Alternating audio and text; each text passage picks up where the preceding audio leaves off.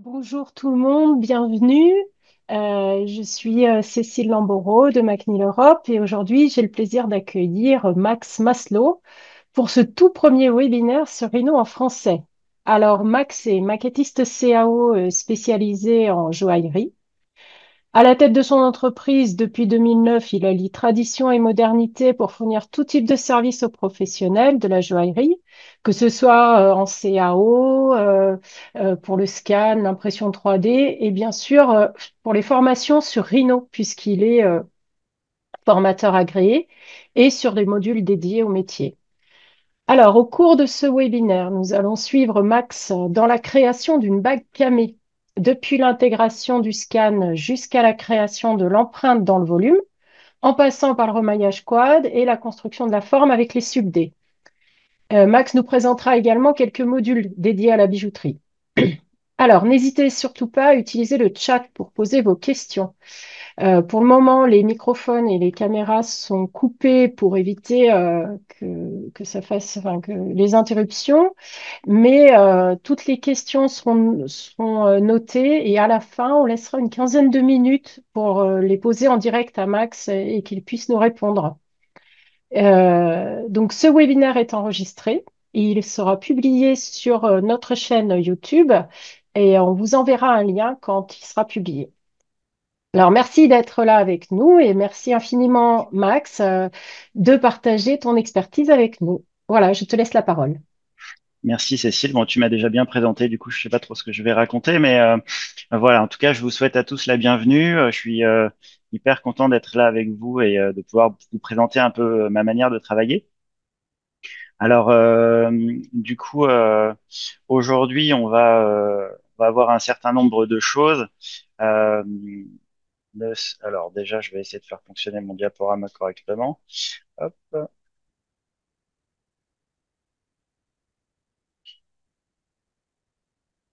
voilà, c'est bon. Voilà, je vais commencer par me présenter rapidement. Je vous montrerai un peu ce que je fais, pourquoi j'ai choisi Rhino pour travailler. Et voilà, comme disait Cécile, effectivement, après, je vais faire une petite pièce en fait pour vous expliquer un peu ma manière de faire. Ça vous permettra peut-être de poser des questions. J'essaierai de montrer un maximum d'outils. Alors, la pièce est relativement simple, mais déjà, c'est pour soulever un peu des questions. C'est toujours intéressant de voir la manière dont les autres construisent, même si vous êtes déjà un peu avancé dans le domaine. Voilà. Et puis à la fin, effectivement, du coup, si vous avez des questions, je tâcherai d'y répondre.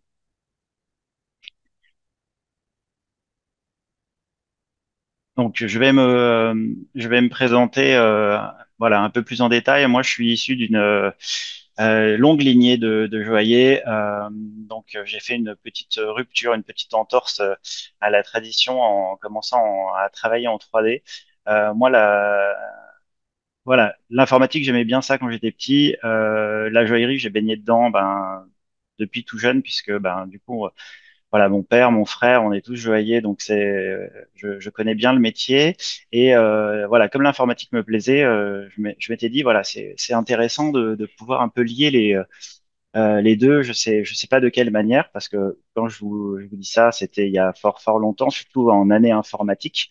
Euh, voilà, dans les années 2000, c'était pas du tout comme aujourd'hui le métier. Donc, ceux qui y sont depuis longtemps, voilà, il y avait pas de 3D où c'était vraiment très anecdotique. Et voilà, c'est en voyant un copain travailler en 3D que je me suis dit, tiens, je pourrais peut-être essayer voilà, d'utiliser ça pour faire des bijoux. Alors, il n'y avait pas d'imprimante 3D, il n'y avait pas de process comme on a aujourd'hui, donc ça a beaucoup évolué. Moi, j'ai suivi un cursus classique de formation en joaillerie et il n'y avait pas du tout de 3D. Quand j'ai commencé à en faire, c'était pas du tout la même ambiance qu'aujourd'hui, c'est-à-dire que on se retrouvait, voilà, j'avais des réflexions du type, bah, tu tues le métier, tout va changer, etc. Un peu ce qu'on a aujourd'hui avec l'intelligence artificielle. Les gens ont peur pour leur travail et voilà, c'est forcément en cas de changement majeur, comme on a pu avoir avec la fonte, la démocratisation de la fonte, plutôt, voilà. À chaque fois, il y a eu un peu cette transition qui était un peu difficile. Aujourd'hui, voilà, dans l'état actuel, on a du mal à se dire qu'on pourrait faire sans 3D, même si sur certains projets, il n'y a aucune nécessité de faire. Voilà, mais ça a quand même profondément changé le métier. Et en fait, cette transformation, je l'ai vécue puisque moi, j'ai commencé du coup la CAO en 2000. Voilà, là, vous pouvez me voir, j'ai été fouillé dans les archives en 96 et voilà, j'avais beaucoup plus de cheveux et je maniais un peu moins bien le chalumeau. Donc, c'était mes premiers pas en joaillerie. Donc, je faisais tout à la main. Voilà, donc j'ai travaillé pendant longtemps à la main. Je travaillais notamment chez mon père. On a fait beaucoup d'ajustage, de chatons, de choses comme ça. Donc, je faisais des trucs qui étaient un peu techniques. On faisait pas du tout de fonte. Et du coup, en 2001, j'ai découvert la 3D. Alors à l'époque, c'était pas sur Rhino, c'était sur 3ds Max. Voilà, et j'ai été repêché mon tout premier rendu. Alors, on ne se moque pas, mais c'était pas du tout la même chose qu'à l'époque. À l'époque, les rendus, voilà, c'était pas formidable. C'était difficile d'avoir un résultat qui était convenable. Et puis, bah aujourd'hui, la pièce fait sourire, évidemment, mais c'est vrai que il y a eu beaucoup d'évolutions. Alors pour moi, et évidemment en 3D de manière générale, ça s'est beaucoup démocratisé et le fait que ce soit utilisé en joaillerie aujourd'hui, on a des outils spécifiques. Voilà, c'était beaucoup moins le cas à l'époque. Et 3ds Max, je trouvais ça super, mais aussi super compliqué avec des tas de sous-menus. Je comprenais pas bien en fait vraiment comment ça fonctionnait. Ça me semblait vraiment compliqué pour faire quelque chose. Et puis un jour, on me présente Reno, on me fait une démo rapide et je me dis, ah bah ça a l'air super. Alors à l'époque, voilà, c'est l'icône, elle ressemblait à ça. C'était aussi, ça fait un peu vieillot aujourd'hui, mais c'est pareil. C'était dans mes archives, donc je l'ai ressorti aussi. En 2004, du coup, je passe à Rhino. Et là, je me dis, ah, ce logiciel, il me plaît, c'est ce qu'il me faut. Et puis, ne serait-ce qu'en termes de tarifs à l'époque, bah, j'étais étudiant. Et malgré tout, le coût d'un logiciel, ça a de l'importance. Voilà, j'aimais bien la politique de McNeil qui était, bah, voilà, il y a un prix pour les étudiants et puis bah, quand vous devenez professionnel, bah, vous pouvez continuer à bosser avec votre licence étudiante, vous passerez à la licence commerciale quand il y aura une prochaine mise à jour. Je trouvais ça vraiment sympa.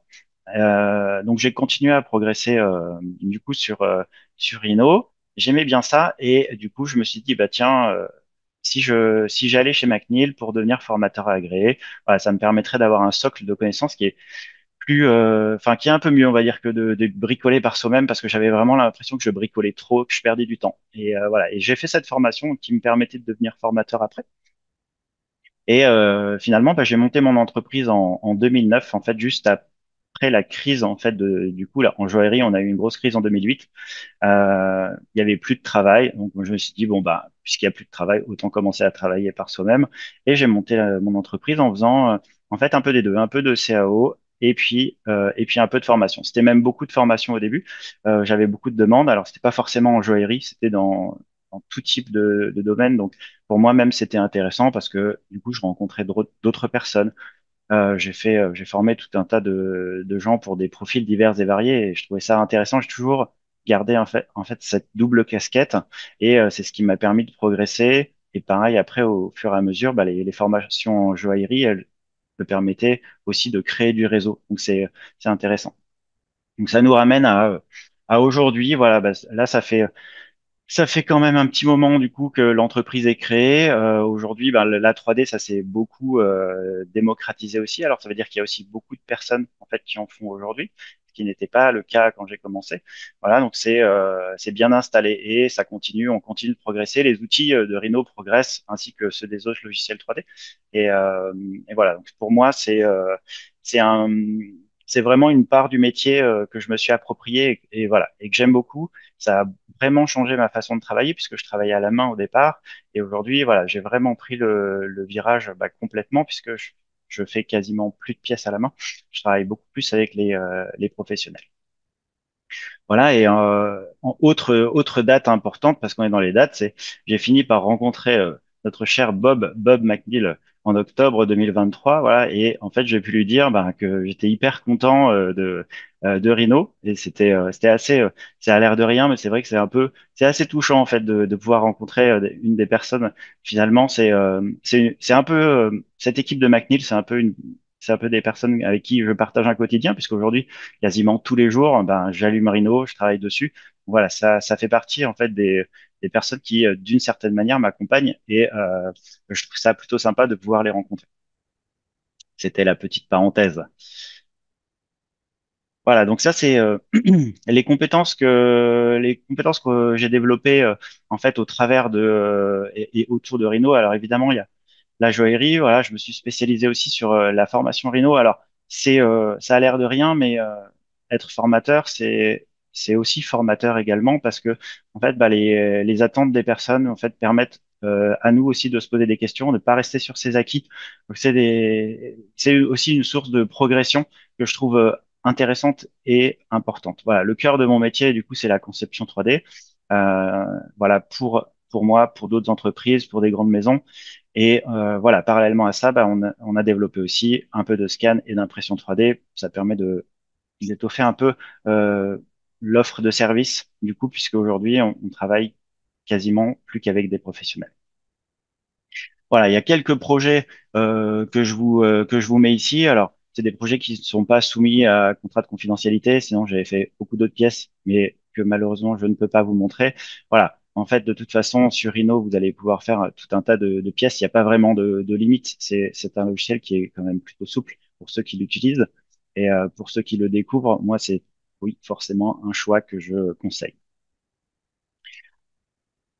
Voilà, je vous ai mis aussi bah, quelques réalisations, les 3D à côté, de manière à vous permettre de voir un peu, voilà, entre le fichier 3D et la pièce terminée, qu'est-ce qu'il en ressort. Alors, au départ, quand j'ai commencé sur Rhino, ben, j'étais maladroit, on va dire, et il y avait beaucoup de choses que je ne savais pas faire en 3D, que finalement je terminais à la main. Voilà, au fur et à mesure, ben, on prend de l'expérience, et puis finalement, avec voilà cette espèce de d'aller-retour entre les pièces faites main bah, qui nous ont un peu embêtés parce qu'elles étaient mal faites en 3D et ben finalement les corrections qu'on fait au fur et à mesure. Voilà, maintenant j'arrive à trouver le bon équilibre et à essayer de voilà plus trop me tromper.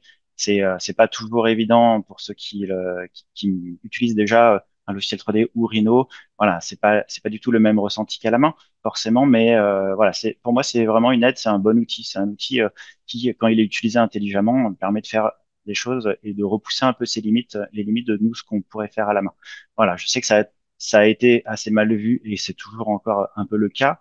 On n'aime pas trop les pièces faites en 3D. Certaines fois, on va le cacher ou on va plutôt prioriser le travail fait main.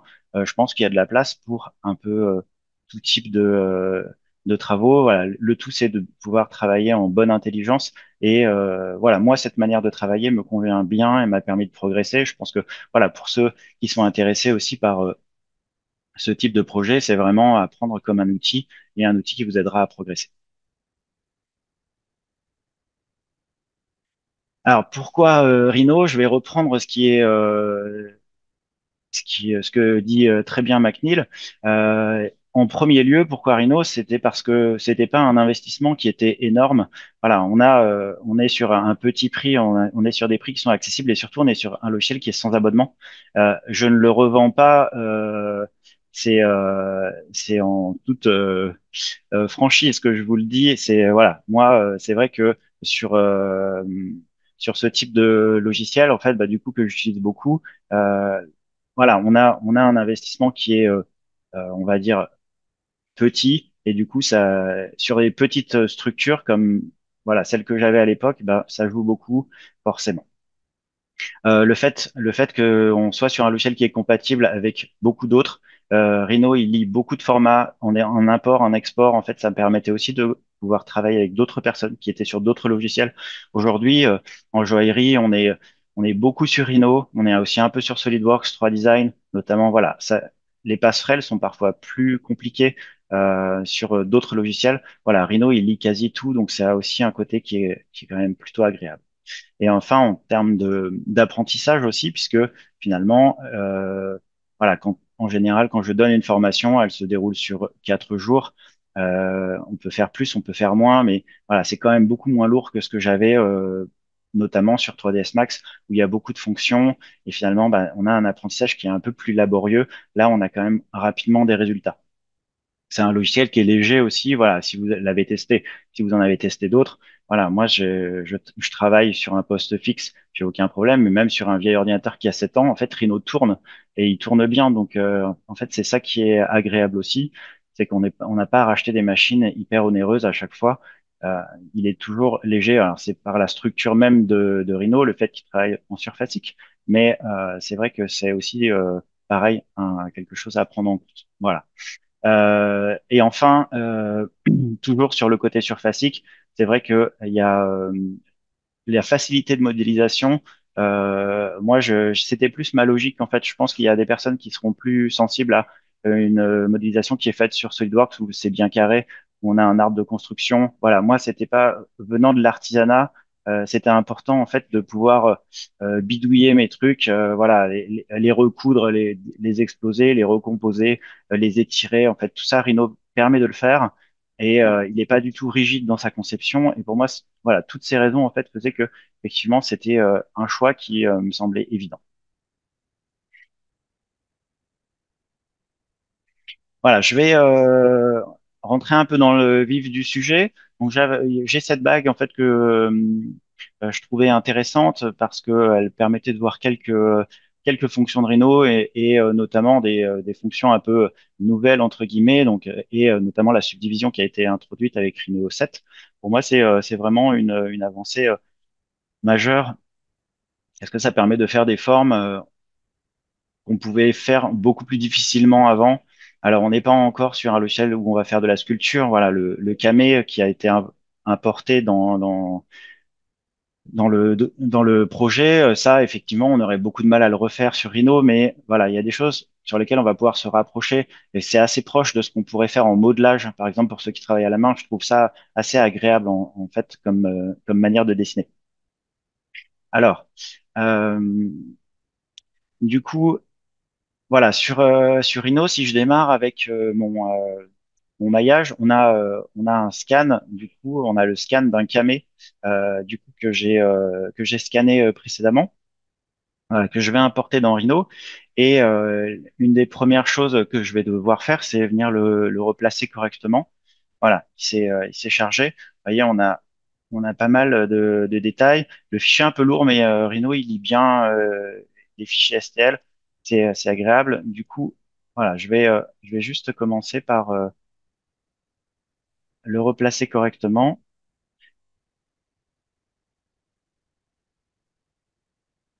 Donc voilà, c'est quelque chose que je vais faire en plusieurs fois parce que c'est pas sur une pierre, c'est un peu plus facile. On a une table sur le dessus, donc ça va se faire en quelques clics.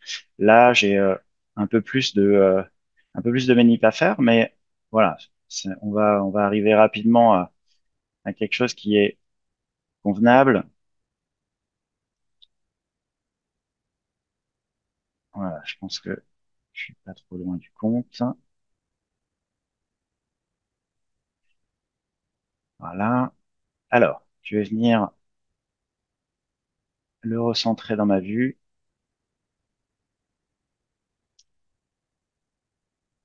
Voilà. Et le remonter ici. Alors, on va partir sur un tour de doigt de 60. Donc, j'ai ma circonférence là-haut. Voilà. Je vais positionner ma pierre par ici. Voilà. Et je vais venir donc dessiner donc dans mon exemple, j'ai un capot que j'aurais pu dessiner en surfacique, mais je trouvais ça plus intéressant de venir le faire en subdivision, notamment parce que voilà, c'est une manière de dessiner que je trouve agréable. Alors, je peux me servir d'une sphère en subdivision, voilà, sur laquelle je vais doubler le nombre de carreaux. Voilà. Puis je vais venir me caler, voilà, à peu près sur la dimension de mon projet. Donc, via des mises à l'échelle, comme ça. Alors, on va partir sur une forme qui est ovale. Je ne vais pas suivre le contour de mon camé qui lui est irrégulier. Dans ce cas-là, je vais utiliser ici la commande refléter, voilà, que je peux faire dans un sens et dans l'autre. Voilà, comme ça, juste à travailler sur un quart et de cette manière, donc avec les sous-objets, donc ça aussi, c'est des commandes introduites récemment avec Rhino 7. Voilà, je peux sélectionner du coup quelques faces et venir travailler du coup sur les quatre en même temps. Alors, hop,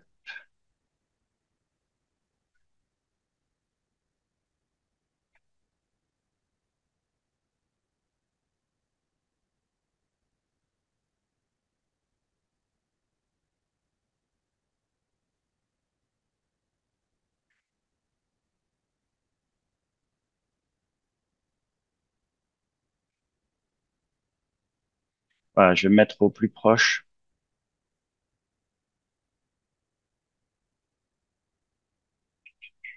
voilà, à peu près comme ceci. Voilà, et je vais venir un peu réécraser ma forme ici.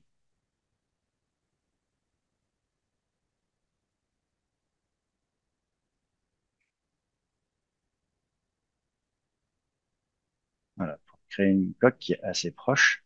Voilà, que je vais ensuite venir décaler ou mettre à l'échelle. Alors je vais supprimer ma réflexion, venir ici. Donc toujours dans les subdivisions, faire un décalage. Voilà, et on va faire un décalage de 1,5 par exemple, comme ceci. Voilà, je vais venir aplatir le dessus. Alors, comme ça, je peux récupérer cette partie-là. Vous avez un raccourci qui est pratique ici avec la mise à l'échelle à 0. Voilà, et on a quelque chose de nouveau aussi qui s'est introduit avec Rhino 8, c'est le congé, euh, enfin on va dire le pli variable, voilà, que vous avez ici. Voilà, ici on a la possibilité en fait de faire un pli et de lui rentrer une valeur. Donc si je fais un pli à 60%, voilà, j'aurai un arrondi, voilà, qui est un peu moins vif en fait que si j'avais un pli à 100%. Voilà, ça me permet de garder une légère arête ici. Voilà, je vais remonter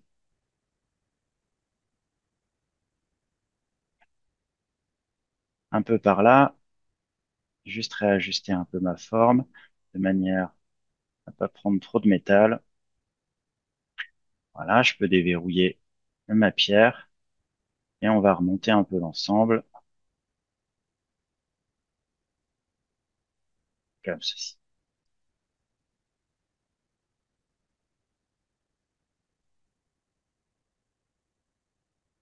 Voilà, à la suite de ça, donc quand la forme commence à me convenir, je vais venir tracer un axe.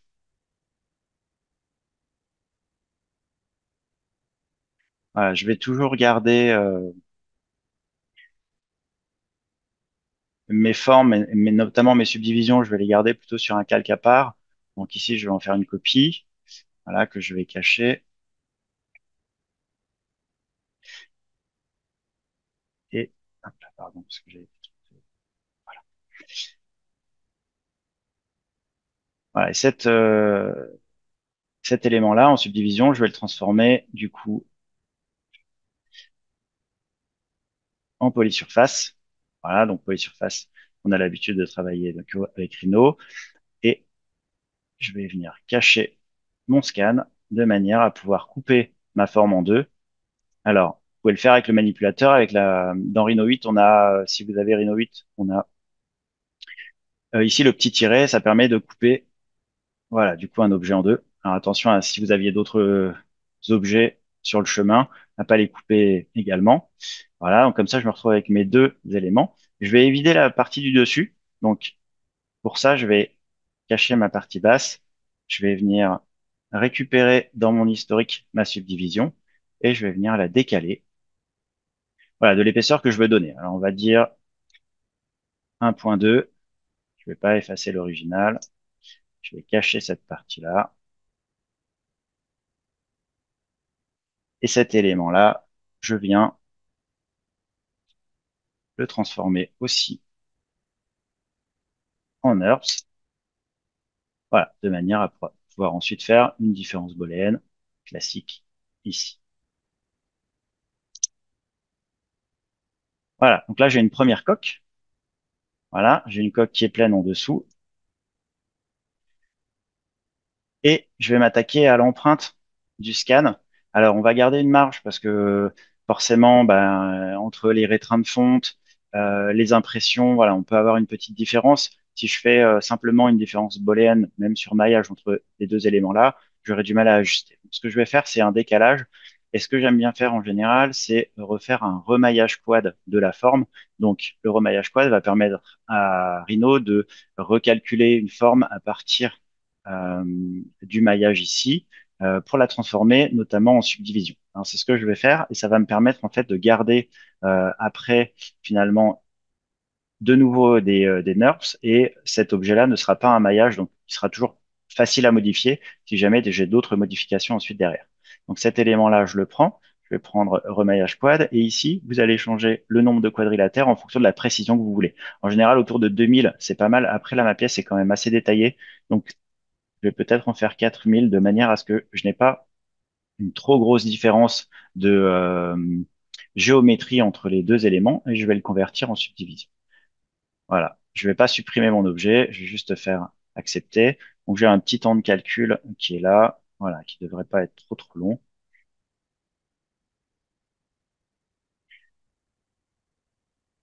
Voilà, à la suite de ça, je vais décaler du coup ma subdivision de 1/10. Donc c'est en général la valeur que je vais donner pour voilà, pour permettre après mon ajustage. Alors, mon scan, je vais le récupérer. Je vais le ranger sur un calque que je vais cacher. Voilà, il me reste ma subdivision. Donc, vous voyez, c'est propre. Alors, on manque de détails, évidemment, mais c'est pas l'idée. Là, ce que je vais faire, c'est venir faire un décalage. Voilà, je vais décaler de 0,1 et supprimer l'original. Voilà, de cette manière, en fait, j'ai une pièce un tout petit peu plus grande, décalée de 1/10, et sur laquelle je vais pouvoir, du coup, faire une conversion. Pardon, une conversion ici, de nouveau en heures.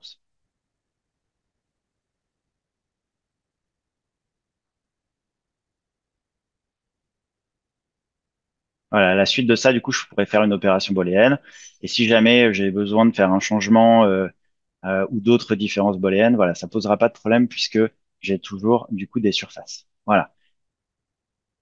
Là, je vais venir faire une première différence booléenne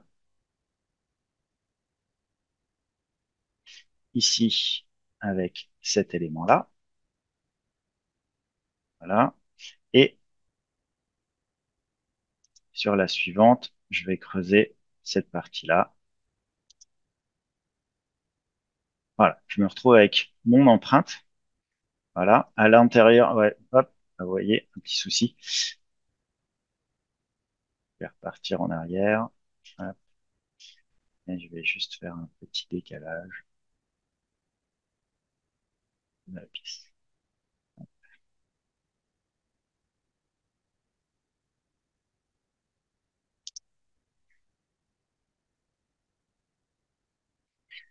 Voilà, à partir de là,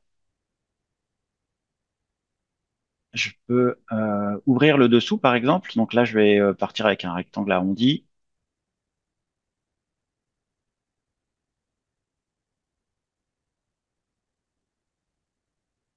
Voilà, et pareil, je peux réutiliser le raccourci du manipulateur pour venir percer. Voilà, si je monte pas trop haut, normalement, je ne découpe que le bas. Voilà. Et je peux ensuite, hop, je vais faire juste réapparaître mon scan. Je vais ensuite m'attaquer au corps de bague. Alors, pour le corps de bague, je vais tracer une première courbe par ici. Hop. C'est important que vous ayez ici vos deux points alignés. Euh,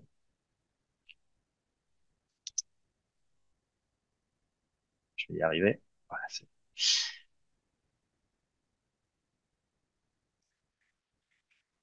oh là là. Non, c'est Z. Bon, allez, ce soir, je me couche tôt. Voilà, allez, hop. Voilà, je vais commencer Voilà, une petite ébauche de forme. En général, du coup, je modélise cette première courbe assez rapidement pour essayer de voir un peu le volume que je vais avoir. Et je vais travailler pas mal avec l'historique. Vous allez voir. J'ai une seconde courbe que je vais dessiner par là. Alors, un peu plus bas et un peu plus haut. Voilà, ça va être ma courbe de contrôle. Donc, je me retrouve avec deux courbes ici.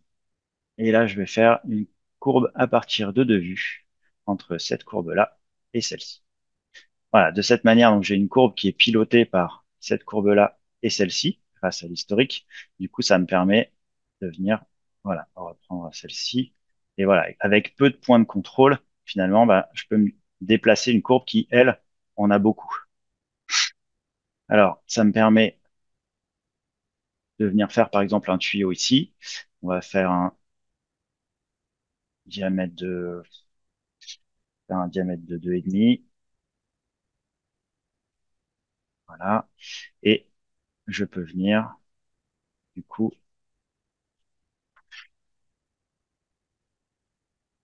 voilà, la retravailler comme ça. Alors, si j'ai besoin de travailler directement avec mes quatre courbes, je peux faire une symétrie. Et de cette manière, comme ça, j'ai quasiment mon corps de bague terminé sur lequel toujours je peux travailler à partir de ces deux courbes-là. Ça m'amène juste un petit point concernant l'efficacité que vous pourriez avoir dans Rhino. Alors, il y a un certain nombre de choses que je mets en place. Alors, il y a les traditionnels raccourcis que vous pouvez modifier dans Rhino. Ce qui est appréciable, c'est que vous avez beaucoup de raccourcis différents et ils sont tous personnalisables dans le menu des options. Et après, on peut gagner aussi un peu de temps. Vous pouvez aussi faire des icônes avec différentes fonctions.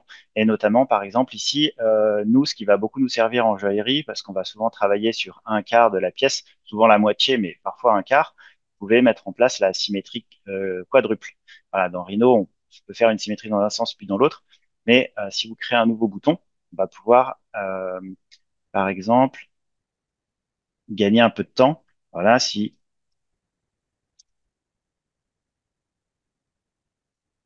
je me crée ce bouton-là, voilà, je peux rentrer une succession de commandes. Vos commandes, vous les connaissez si vous les utilisez parce qu'elles apparaissent en fait dans la barre de commande qui est ici. Euh, Là, par exemple, pour faire une première symétrie, c'est un miroir. Et pour faire une première symétrie sur un axe, c'est axe X. Voilà. Je vais juste valider comme ceci. Voilà.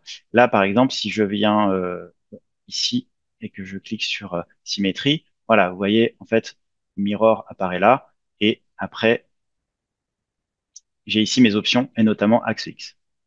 Voilà, voilà ce que je vais obtenir avec mon bouton. En fait, si je sélectionne ça et que je clique là. Ce qui fait que ensuite, je peux venir faire une modification et je peux rentrer d'autres commandes à la suite. Par exemple, sélectionner le dernier objet créé, c'est Cell Last.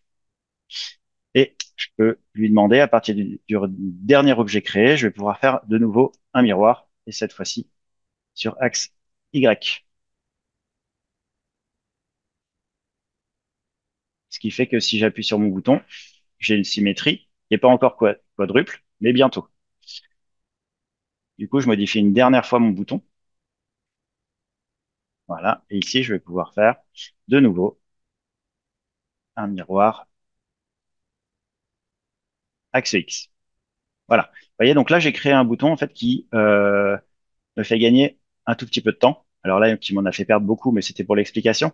Du coup, si je sélectionne maintenant cet objet-là et que je clique là, voilà, hop, petit bug, ça n'a pas fonctionné évidemment, c'est comme ça à chaque fois. Je recommence.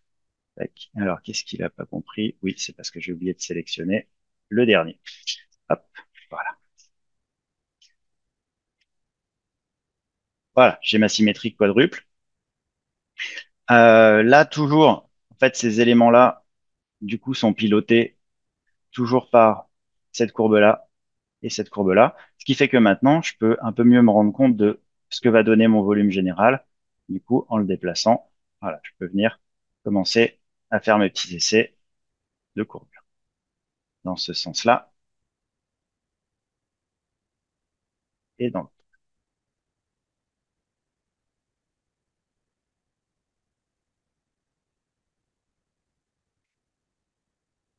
Et donc comme ça, en fait, en fonction de vos usages, vous allez pouvoir vous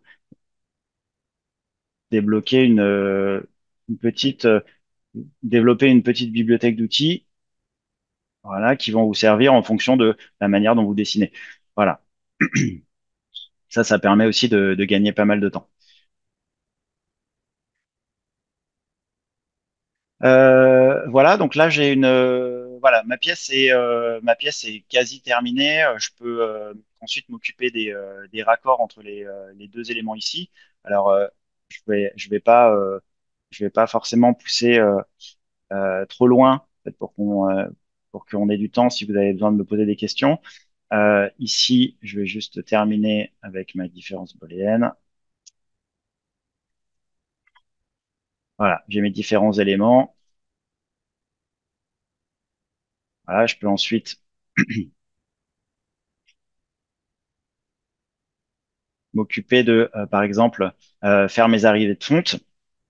Ça, c'est aussi un truc qu'on va pouvoir utiliser avec les outils de subdivision et notamment l'outil tuyau que vous allez trouver ici, puisque on va pouvoir se faire des raccords qui avant étaient un peu compliqués à faire dans Rhino, notamment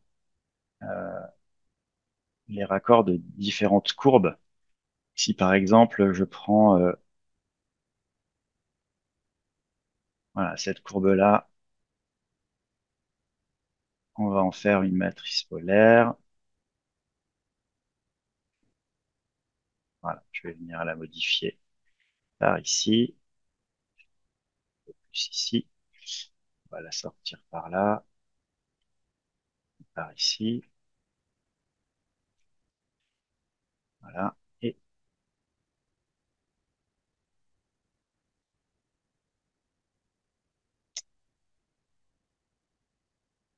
voilà, si je sélectionne mes deux courbes ici, si vous venez faire un tuyau, vous allez vous retrouver avec deux tuyaux qui se croisent de cette manière-là.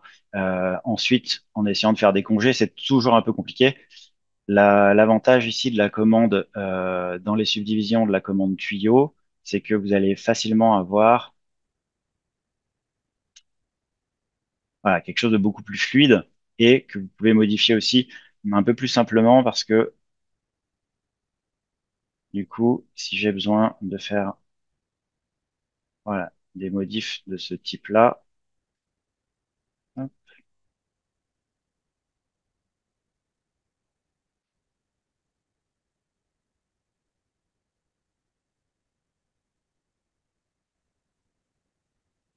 voilà, c'est un peu plus agréable à travailler. C'est voilà, on peut supprimer facilement des éléments et rien ne vous empêche aussi de faire de nouveau par exemple refléter que j'ai fait tout à l'heure, en fait, de manière à pouvoir modifier les deux éléments. Ici, c'est pas symétrique, ça n'a pas d'intérêt. Mais vous voyez, en fait, ce genre de forme, c'est toujours un petit peu compliqué à obtenir avec les tuyaux. Et là, vous pouvez facilement venir le grossir, le réduire. Pareil pour ces raccords-là, en fait, c'était toujours des choses qui étaient un peu compliquées à faire. Voilà, là, c'est vrai qu'on les change assez facilement. C'est l'outil tuyau, en fait, des subdivisions. On s'en servira quand même beaucoup pour faire nos jets de fonte. Voilà, pareil, pareil ici pour nos raccords.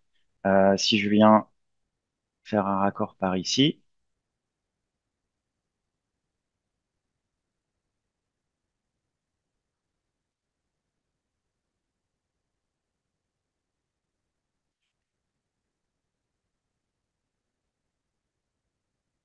voilà. Alors en pointe, je suis pas sûr que ça fonctionnera, mais autrement on peut en faire deux différents. C'est pas forcément un problème. Ouais, ici ça, il aime pas.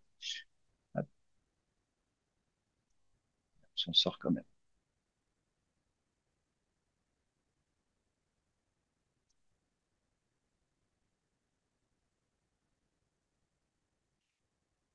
Hop, là.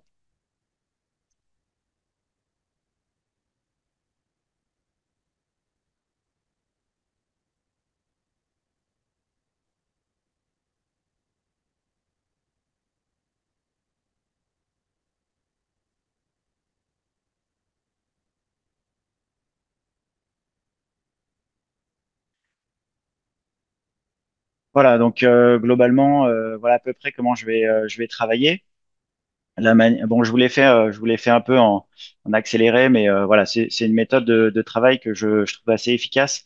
Euh, la bague que je vous présentais ici, elle avait, euh, elle avait pas de difficulté particulière, on va dire, mais c'était surtout sur la manière de faire qui était intéressante, notamment bah, voilà l'usage des subdivisions, le fait de pouvoir intégrer des scans et l'avantage aussi, alors on n'en a pas parlé, mais parce que là le scan n'avait pas forcément de défaut.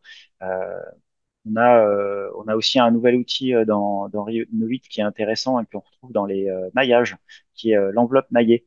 Et ça, c'est aussi quelque chose qui est intéressant, notamment si vous avez voilà, soit un mélange de surface, polysurface et maillage, soit des maillages qui sont détériorés. Voilà, si par exemple vous avez besoin de faire un seul élément à partir de ces deux objets-là, voilà, pour une raison ou pour une autre, ici, l'enveloppe maillée, ça peut pas mal vous aider puisque en fait, ça va agir un peu comme un emballage sous vide. On va préciser ici une longueur de bord on va faire nous assez petite pour ne pas perdre en résolution.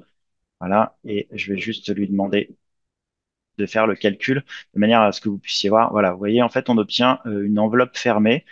J'avais un écart tout à l'heure de 1/10. Voilà, lui, il l'a bouché. Ce qui fait que si jamais c'était ce que vous souhaitiez, avoir un seul élément, voilà, là, on se retrouve avec un seul maillage qui est étanche. Donc, c'est notamment aussi pour tout ce qui va être problème d'impression 3D. Euh, Ça, c'est des choses sur lesquelles on va pouvoir gagner pas mal de temps. Et de la même manière, si vous avez besoin d'un aspect un peu lissé, général, notamment sur la transition entre plusieurs objets ou plusieurs maillages, voilà, si j'ai plusieurs éléments qui ont été rajoutés, si je prends notamment une sphère, vous pourrez voilà, positionner à cet endroit-là. Voilà, vous voyez, en fait, ici, euh, le remaillage quad pardon, l'enveloppe maillée va vous permettre de faire un seul élément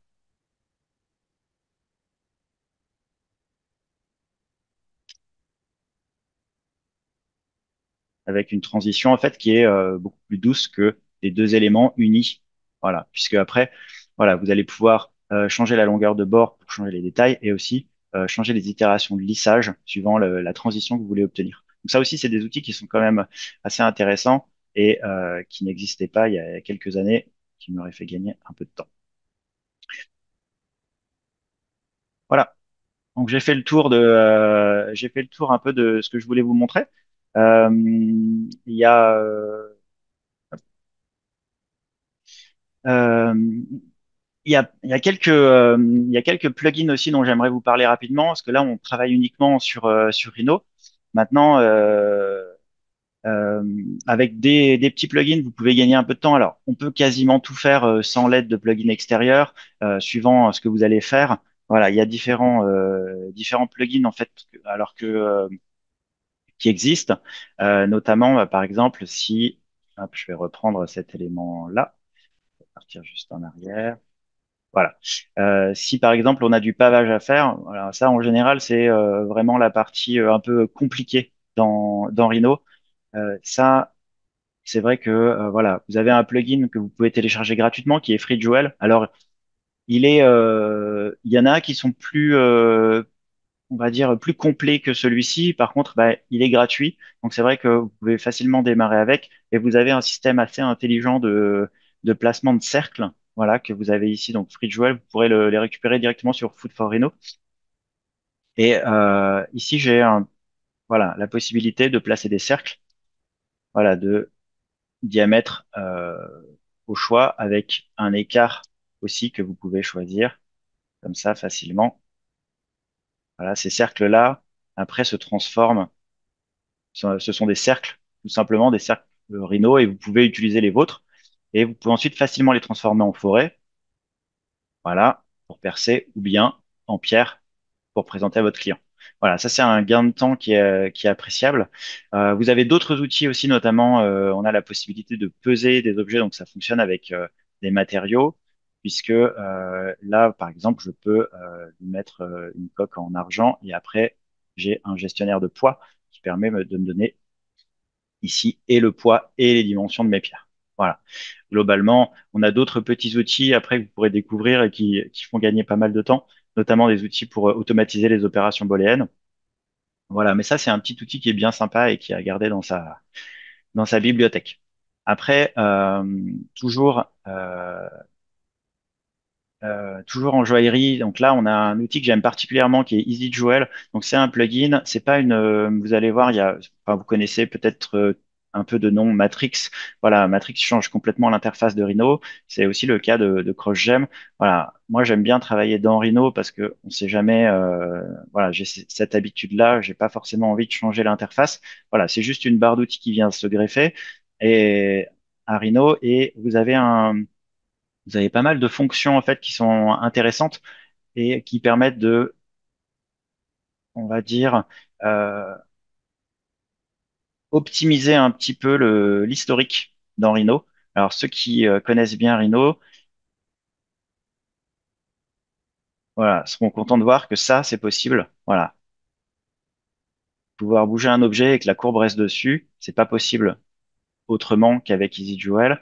Et idem pour les pierres, en fait, c'est intéressant parce que voilà, on a aussi un système de pavage, pareil, sur lequel en fait je vais pouvoir choisir mes dimensions. Il est un petit peu plus efficace parce que vous avez des raccourcis qui vous permettent d'agrandir et réduire, voilà, de manière à pouvoir ensuite, voilà, faire votre pavage un peu plus vite que avec FreeJewel. Et pareil, en fait, ces objets-là bah, peuvent se transformer en forêt. Mais l'autre avantage, que vous avez, c'est que pareil, quand vous allez bouger votre objet, ou quand vous allez l'agrandir ou le réduire, voilà, vos pierres, elles suivent. Et ça, en fait, c'est pas possible de base dans Rhino. Mais ça, c'est comme on a beaucoup de modifications. Moi, en tout cas, dans le travail que j'ai à faire avec les professionnels, j'ai beaucoup de modifications, beaucoup de changements. Mais ça permet vraiment de gagner du temps. Donc, ça, c'est un outil qui vaut 700 euros. Il y a un abonnement après de 200 euros par an. Voilà. Si vous travaillez, si vous faites beaucoup de pavage, vous allez gagner pas mal de temps. Il y a une bibliothèque d'outils qui est quand même assez complète. On a la possibilité de faire des chatons, des chaînes. Vous avez aussi des outils d'opération booléenne. On a même de quoi faire des charnières. Voilà, et celui-là est très complet. Il est un peu plus difficile à prendre en main, mais c'est vraiment, pour moi, c'est l'outil le plus complet aujourd'hui que vous pouvez avoir en joaillerie. Et il est difficile à prendre en défaut puisqu'il est vraiment bien intégré à Rhino. Vous avez aussi la possibilité de venir, par exemple, rajouter des formes de balayage, voilà, que je peux importer d'une bibliothèque qui existe déjà voilà, et qui va s'ouvrir. Et ça, pareil, en fait, ce sera des modifications qui seront liées. Donc, pareil, si je fais tourner l'objet, si je le modifie, eh bien, ça, à chaque fois, je vais pouvoir de nouveau continuer sans avoir tout à refaire, notamment les sections. Alors, s'il se charge, voilà, c'est bon, on y est. Voilà, voilà, si je prends une section demi-ronde comme ça, voilà, que je viens positionner ici. Voilà, voilà, je me retrouve avec ça. Là, c'est pareil. Voilà, elle se déplace avec. Et si vous éditez évidemment la courbe qui est ici, eh bien, vous allez avoir pareil votre section qui se déplace avec. Donc voilà, c'est pas mal de petits outils qui fonctionnent super bien. Donc, pour moi, ça, c'est vraiment le coup de cœur. Et après, suivant ce que vous avez vous à faire, parce que vous n'aurez pas forcément des pièces identiques à celles que je peux faire si elles sont plus classiques. Vous avez CrossGem. CrossGem c'est le successeur de Rhinogold pour ceux qui ont connu. Donc c'est une bibliothèque aussi d'outils qui est intéressante. Vous avez alors c'est un peu Santa Barbara. CrossGem, c'est un ancien de Rhinogold qui a développé ça. Mais parallèlement à ça, vous avez euh, Dracon, qui du coup est exactement le même plugin, mais avec un nom différent. Donc on a les mêmes fonctions et pour voilà deux plugins différents. Je ne sais pas ce que ça donne en termes de tarifs, mais en tout cas les fonctions sont strictement identiques. Et c'est assez intéressant aussi parce que vous avez sur le côté comme un historique de construction. Si par exemple vous venez faire euh, hop, voilà une bague, on va faire rapidement une chevalière. Voilà, vous avez en fait un menu latéral sur le côté, voilà, qui vous permet de modifier tout un tas de choses, vos dimensions de table, par exemple. et ainsi de suite. Donc tout ça fonctionne en, sous un espèce de d'arbre de construction, on va dire, puisque de la même manière, si maintenant je viens, par exemple, positionner une courbe euh, hop, ou des pierres, voilà, tiens, on va prendre des pierres ici. Je vais venir les positionner sur mon objet. Voilà. Si je valide, vous voyez, en fait, vous avez une liste des éléments. Et si je viens modifier mon tour de doigt ici, par exemple, que je le passe en 60, voilà, vous voyez, les pierres suivent. Donc, c'est vraiment une autre logique de construction. C'est un peu différent de ce que vous pourriez faire avec Rhino de base, évidemment. C'est assez proche de ce qu'on pourrait obtenir, par exemple, avec SolidWorks, avec un logiciel qui a un arbre de construction. Donc, c'est une construction qui est un peu rigide. C'est-à-dire que si vous avez l'habitude de faire un peu n'importe quoi, de prendre vos trucs, de les déplacer vous-même et puis de faire des mises à l'échelle, voilà, rapidement, le logiciel va montrer ses limites. C'est si vous dessinez de manière un peu plus structurée, c'est un logiciel qui est pas mal, notamment aussi, vous avez des outils de pavage automatique qui fonctionnent bien. Mais si vous êtes un peu plus bidouilleur, c'est-à-dire un peu plus dans l'esprit de comment on modélise dans Rhino, voilà, EasyJoel est un peu plus adapté. Voilà. Euh, donc, j'ai pas parlé de Rhino Artisan, voilà, que vous avez en photo ici, qui est plus à destination des revendeurs ou des plus petits fabricants, parce que là, vous avez aussi beaucoup d'assistants en toutes sortes, donc pour faire du rendu et pour faire c'est une bibliothèque de modèles en fait que vous pourriez personnaliser. Voilà, euh, voilà, quand vous avez différents types de bijoux à faire, un panel assez large. Si vous avez besoin d'être un peu aidé, mais pas forcément trop guidé, voilà, Free Jewel et Easy Jewel, c'est vraiment un choix qui est pertinent. Après, Progem, Dracon et Rhino Artisan, c'est des logiciels un petit peu plus chers. Vous êtes, je crois, aux alentours de 2000 euros.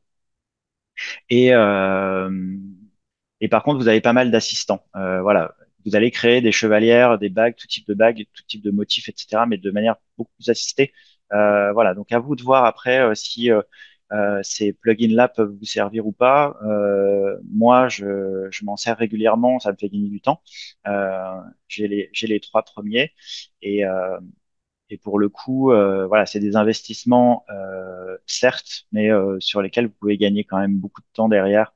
Donc, c'est des choses que je vous invite à aller regarder. Hop.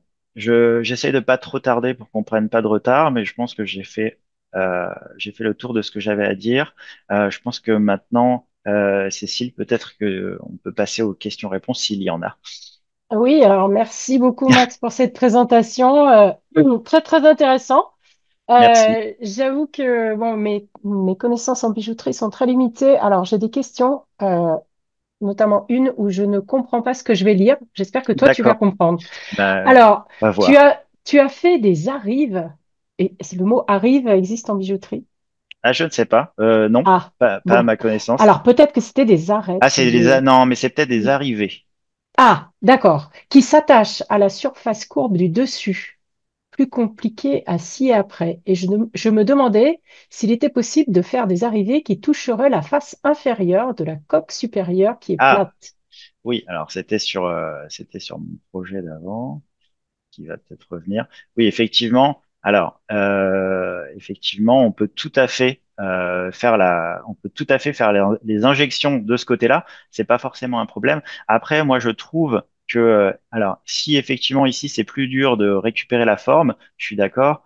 C'est par contre ça, on complexifie l'ajustage ici puisque derrière, normalement, si tout va bien, ma pièce est bien ajustée. Donc après, c'est une question de point de vue, mais c'est tout à fait possible. On peut la faire arriver par le dessus ou par le dessous. Les deux cas sont possibles. Donc oui, oui, il y a aucun souci. Eh bien, merci. Alors, pourquoi épaissir les jets de fonte sur les bouts?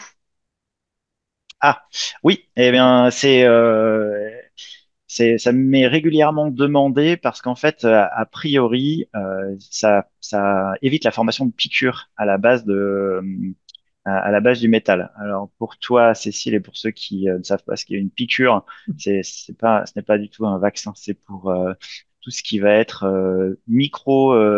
on va dire micro-trous, en fait, c'est des micro-bulles d'air dans le métal. En fait, on essaye d'optimiser les injections. Quand on va positionner, en fait, ici des arrivées de fonte, c'est normalement traditionnellement, c'est plutôt le fondeur qui s'en occupe. Mais quand c'est nous qui les positionnons, elles sont beaucoup plus faciles à couper. Et en fait, on peut les faire aussi de diamètres différents. L'avantage ici alors de rajouter en fait cet élément-là, c'est de manière à créer une petite réserve de métal en fait qui sera plus facilement injectée après derrière quand le métal arrive. Voilà, c'est des tests et alors personnellement, j'ai pas vu de différence, mais c'est parce que c'est par habitude en fait, on me l'a souvent demandé. Merci. Alors, est-ce qu'il est possible d'insérer des chatons prédéfinis dans FreeJewels? Il y a une bibliothèque alors c'est pas vraiment un chaton, il y a des trucs avec des griffes. Il n'y a pas de bibliothèque de chatons à proprement parler.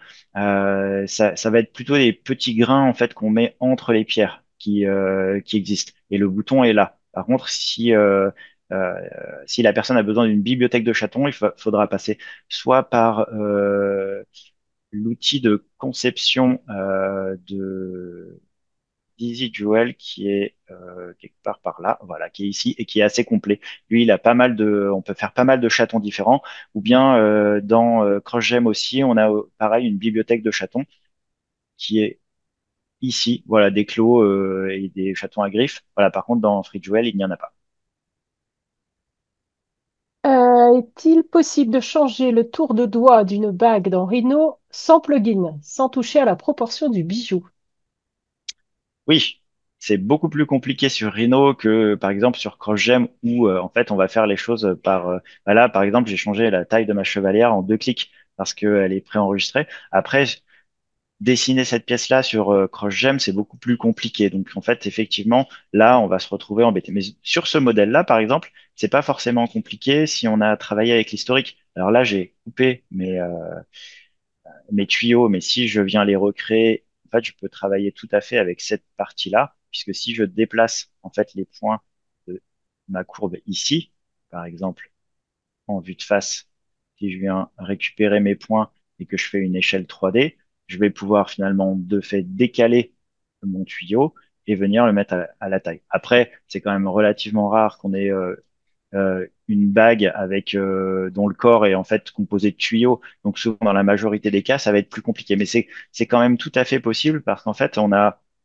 beaucoup d'outils de déformation dans Rhino qui sont ici et notamment la cage. Et en fait, la cage peut être euh, n'importe quel objet. Et ça, on a tendance à l'oublier. C'est-à-dire que quand on crée une cage dans Rhino, on a tendance à simplement créer une boîte de contours. Voilà. Et autour de cette boîte de contours, on va avoir des points et c'est ces points-là qu'on va déformer. Or, en fait, on peut utiliser n'importe quel type d'objet et notamment le cercle du tour de doigt pour venir faire des déformations. Alors, c'est pas toujours parfait, ça marche pas à tous les coups, mais voilà. Ça fait partie des possibilités qu'on a. Après, en travaillant correctement, en enregistrant bien, on va dire, les différents éléments avant des découpes, en fait, on peut quand même aller assez loin avec l'historique.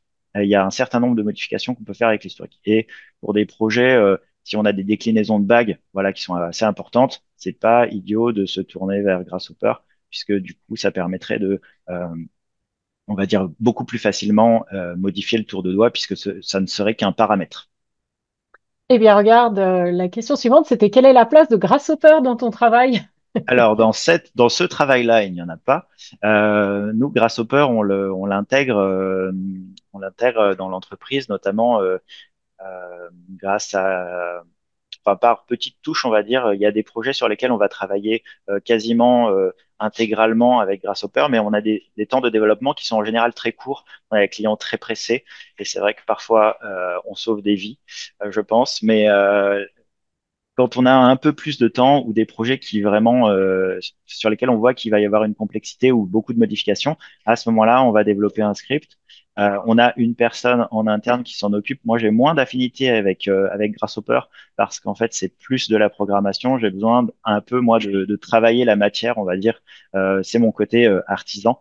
Les boîtes à relier avec des câbles, ça me parle moins. Après, on s'en sert beaucoup et c'est là que je trouve la force de Grasshopper, c'est que on a la possibilité de développer des outils qu'on n'utilisera pas forcément sur un seul projet. Et notamment, on a travaillé avec Clémence qui travaille avec nous sur euh, l'intégration de jets de fonte, par exemple, qui sont numérotés quand on a beaucoup de pièces. Donc ça, c'est par exemple un exemple de script qui peut nous servir sur beaucoup de projets, à l'inverse d'un script qui générerait une forme, voilà, qui serait globalement tout le temps la même. Après, il y a un côté recherche, moi, que j'aimerais bien développer sur Grasshopper, notamment sur tout ce qui est aléatoire, mais voilà, j'ai moins de temps du fait que je travaille avec des professionnels qui eux, ont des attentes assez, euh,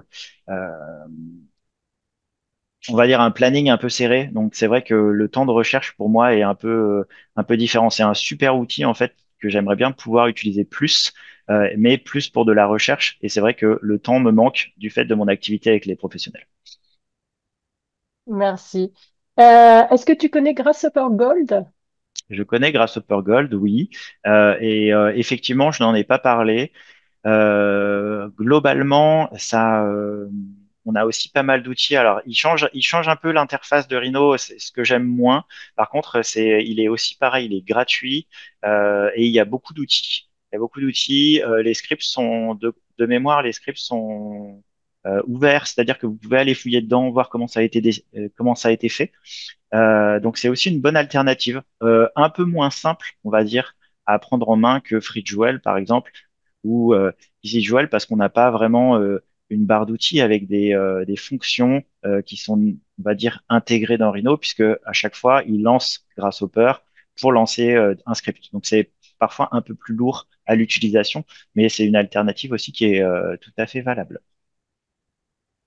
Eh bien, quel est le scanner que tu as utilisé pour la numérisation du camé? C'est un inspect. Je vais juste aller vérifier euh, la marque exacte. Alors, pour les scanners en joaillerie, c'est euh, c'est très compliqué. Il n'y a pas grand-chose de pas cher. C'est Shining 3D qui fait le scanner que j'utilise, qui est là. Voilà, c'est celui-là. Euh, voilà, ça a un certain prix et malheureusement, c'est difficile de faire en dessous. J'ai testé pas mal de scanners. Alors, pas récemment parce que j'ai arrêté, j'en avais marre d'acheter des scanners qui marchaient pas.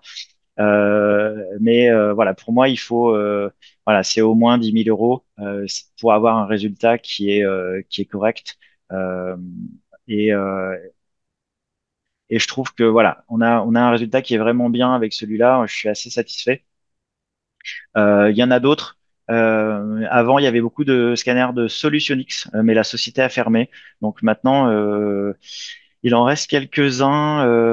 Je crois qu'il y a deux ou trois marques en fait qui font des scanners de joaillerie, mais il faut vraiment aller là-dessus parce que sinon les résultats sont décevants. Et quand je dis décevant, c'est que c'est pas exploitable du tout.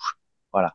Il faut prendre en compte aussi que ce qu'on scanne majoritairement c'est brillant, donc quasiment tout ce qu'on va devoir scanner doit être talqué et et du coup, on se retrouve avec fatalement, on a un petit grain en fait là, voilà qu'on peut pas enlever dans Rhino, mais dans d'autres logiciels. Voilà, mais c'est aussi à prendre en compte. Voilà. Par contre, pour des ajustages, c'est vraiment, j'aurais du mal à m'en passer aujourd'hui.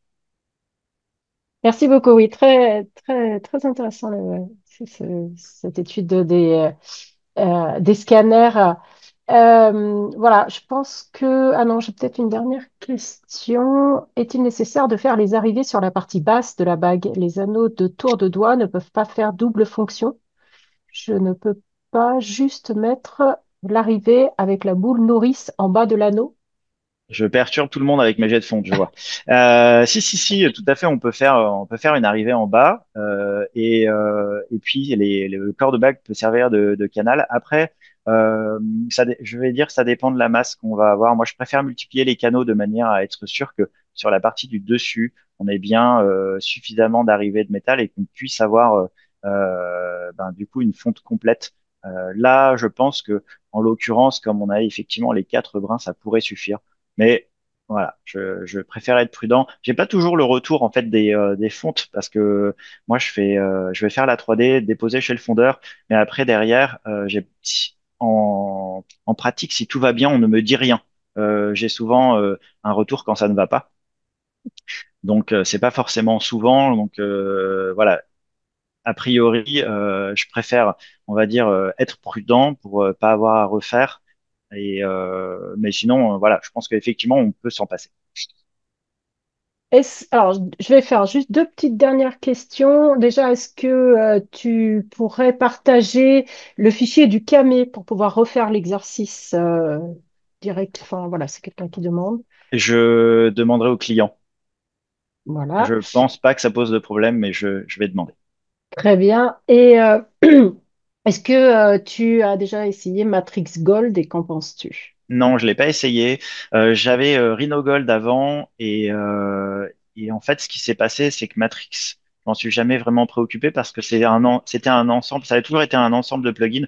Notamment au départ, il y avait T-Spline, Feu T-Spline, du coup, qui existait avant les subdivisions, qui globalement faisait, on va dire, la même chose, plus Vray, donc qui permettait de faire du rendu. Voilà, moi j'avais acquis déjà ces logiciels séparément, ce qui fait que j'avais déjà Rhino, T-Spline, Vray, et si je devais acheter en plus Matrix, ben ça alourdissait la facture en fait pour payer deux fois les mêmes licences sur une autre interface. Pour moi, ça se justifiait pas. Donc j'ai beaucoup travaillé. Alors au début avec Rhino Jewel, qui était un plugin concurrent à Rhino Gold. Et Rhino Jewel a abandonné, Rhino Gold a continué jusqu'à ce qu'il soit racheté par un Matrix et qu'il devienne Matrix Gold. Mais voilà, pour moi, en fait, comme l'interface change complètement, j'ai jamais franchi le pas parce que depuis que j'ai démarré en fait la 3D et notamment avec Rhino, j'ai changé trois ou quatre fois de plugin parce qu'en fait les entreprises ouvrent, créent un plugin, ferment, arrêtent le plugin et ainsi de suite. Donc c'est vrai qu'on se retrouve soit à rester sur des vieilles versions de Rhino, soit à continuer sur des versions récentes, mais du coup à racheter des plugins. Donc c'est vrai que j'ai toujours préféré moi travailler dans Rhino, essayer de faire un maximum de choses dans Rhino, être à l'aise avec tout ce qu'il faut, de manière à ce que si un jour j'ai plus ce plugin-là et parce que je vais pouvoir en trouver un autre, mais il n'y aura pas forcément les mêmes fonctions ou pas exactement les mêmes. Voilà, de manière à ce que je puisse quand même tout de suite me euh, débrouiller. Voilà. Maintenant, Stuller, donc qui édite Matrix Gold, c'est quand même une grosse entreprise.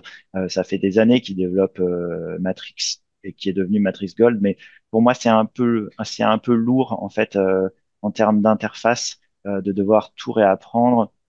Donc, je vais pas forcément, je pense pas que ce soit en soi un mauvais investissement, mais pour moi, ça ne se justifie pas. Et surtout, le tarif est, je trouve, trop élevé par rapport à aux solutions qu'on peut avoir aujourd'hui, notamment avec Grasshopper. On a quand même beaucoup de choses qu'on peut rendre paramétriques de manière plus facile. Il y a d'autres plugins qui sont aussi moins chers. Je trouve que économiquement, c'est plus intéressant de faire comme ça. Très bien, merci. Hop, allez, une toute dernière. Quel est le Allez. spray utilisé pour le scan? Le Ah, scan. alors, c'est celui-là. Je sais pas si vous voyez grand-chose. C'est du talc. C'est un genre de talc. Alors, il y en a deux sortes. Euh, c'est un spray qui est spécifique au scan 3D en fait et que vous trouverez chez tous les revendeurs en fait qui vendent des scanners en 3D. Donc il a rien de particulier. Et je pense qu'il est il est assez couvrant. Voilà, et celui-ci s'en va à l'eau. Par contre, il y en a un autre. Alors j'en ai pas ici, mais il y en a un autre qui existe. Je pourrais envoyer la référence et lui s'en va tout seul. En fait, c'est-à-dire qu'au bout de 3 4 heures à l'air libre, il va s'évaporer. En fait, c'est intéressant parce qu'il y a certaines pièces qui supportent mal les manipulations. Notamment, une fois, j'ai scanné une boucle de ceinture sur laquelle il y avait un léger revêtement en or. Il fallait pas du tout y toucher. Voilà, le simple fait de mettre un coup de spray et de passer de l'eau en fait dessus, ça allait déjà détériorer la pièce. En fait, il y a un spray qui existe qui permet de pas justement effectuer de manipulation ni ultrasons ni passage sous l'eau. Voilà, ça va s'en aller tout seul. Donc ça, je crois qu'il est trois fois plus cher. Alors, quand je dis trois fois plus cher, c'est-à-dire que ça doit coûter, ça de mémoire, ça doit coûter 20 euros. Et puis après, l'autre est peut-être à 50.